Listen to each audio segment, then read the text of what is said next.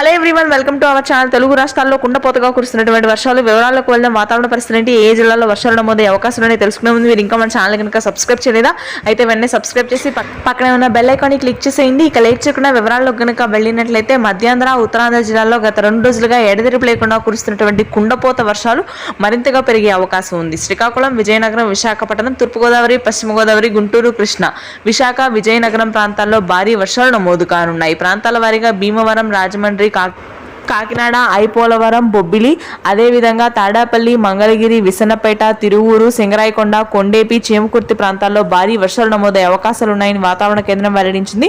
ఉత్తర తెలంగాణ, ఆదిలాబాద్, నిజామాబాద్, నల్గొండ, ఖమ్మం, భద్రాద్రి కొత్తగూడెం జిల్లాల్లో కూడా తేలికపాటి జల్లుడు నమోదవుతాయి. హైదరాబాద్ పరిసర ప్రాంతాల్లో మాత్రం మోస్తరు వర్షపాతం ఉంటుంది. రానటువంటి 3 రోజుల పాటు జూలై మొదటి వారంలో అత్యధికంగా కోస్తా తీర ప్రాంతాల్లో భారీ వర్షాలు నమోదు కానున్నాయి.